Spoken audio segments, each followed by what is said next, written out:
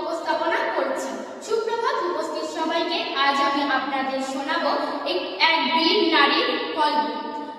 তিনি বয়সে বৃদ্ধা, কিন্তু তিনি সাহসে অদম্য। তিনি আমাদের সকলের গর্ব, মাতঙ্গিনী হাজরা। মাতঙ্গিনী হাজরা 1869 সালে তমলুকে জন্মেছিলেন। তিনি ছোটবেলা থেকেই সৎ, সাহসী এবং দেশপ্রেমে ভরপুর ছিলেন। 1942 সালে ভারত ছাড়ো আন্দোলন শুরু হয়। তখন মাতঙ্গিনী হাজরার বয়স 72 বছর।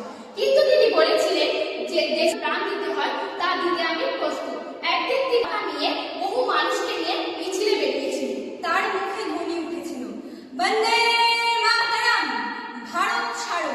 ব্রিটিশ পুলিশ তাকে হুমকি দিয়েছিলেন, থামো, না হলে এক্ষুনি গুলি করা হবে।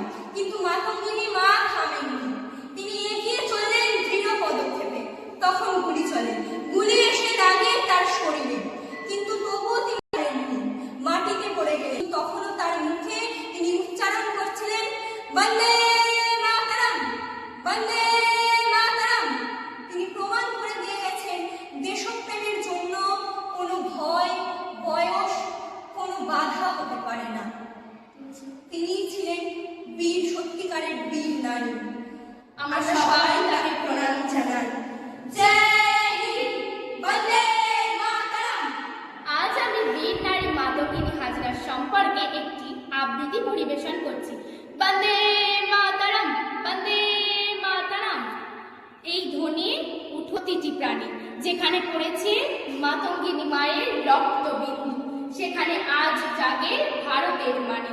সে ছিল না রানী, না ছিল সৈনিক, সে ছিল এক মা। কিন্তু সাহসে ভরেছিল সারা ভারত ভূমি, যেন সূর্যের জ্যোতি ছড়ায় দিশা। আজও তার নামে শুনে বুক ভরে যায়।